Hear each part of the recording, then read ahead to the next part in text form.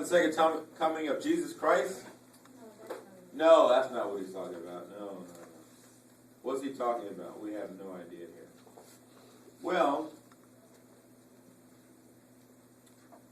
he's talking about, all right, when he's talking about the second coming, he's saying that it seems like individuals who are not good individuals are doing the most productive things, and those who are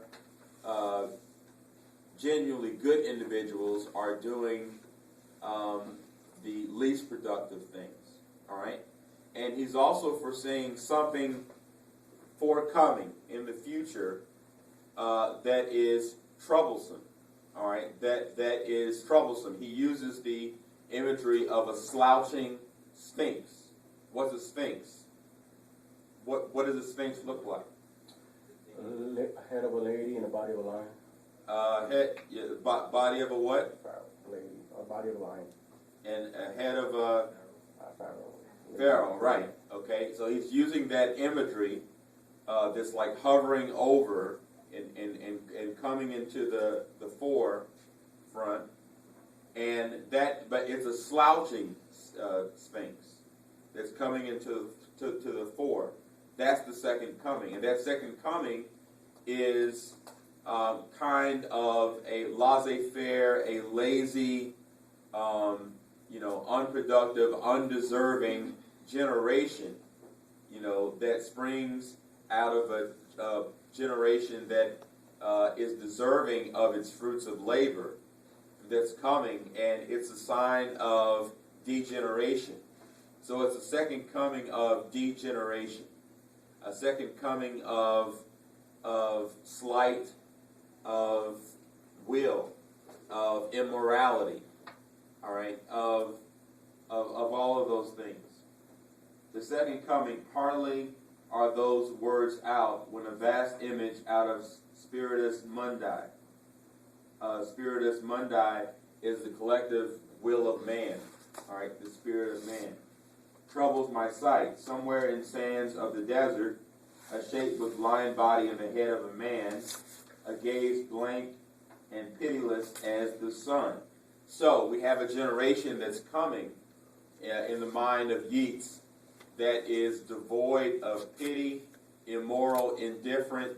Think about the Wordsworth poem, where like the world is too much for us. We are more sensitive to what is man-made instead of what is made by God or natural, and as a result, we are degenerating. So this poem is tantamount or synonymous in terms of message and contextual meaning to Wordsworth's poem, in that we're drifting towards something that is devoid of something that is truly monumental and important. And if we continue in this direction, destruction is inevitable. So yes, in a sense, it's kind of depressing. but it's one of Yeats's most complex and popular poems. It's complex and hard to understand because, and seriously, people really don't understand. I mean, I gave you one interpretation. Don't understand the visual imagery of the slouching sphinx, hovering, over and coming into the fore. I mean, people really don't understand that symbol and that, like what that really means. There's no consensus on that. All right, so read the little blurb beneath the second coming where it talks about it. Read that for a moment. What kind of second coming does Yeats expect? All right, read that. It says, evidently it's not to be a Christian one. Yeats saw human history as governed by the turning of a great wheel, whose phases influence events and determine human personalities rather than the signs of the zodiac and astrology. Every 2,000 years comes a horrendous moment. The wheel completes the turn. One civilization ends, another begins.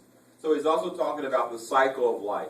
After one generation, comes into existence, it ends, and a new one comes. All All right, that's also kind of like a Wordsworth poem. No, I'm sorry. It's about Frost's poem. Nothing gold can stay. You know, a cycle. You know, we have the seasons. One season comes, another season comes along. Not necessarily a good or bad thing. It's just a thing of reality, a thing of change leading to consequence. Okay? Change leading to consequence. Okay. All right, now, for next class, I want you to read Birches and Mending Wall on page 840 and 841. And I will give back your essays on Thursday.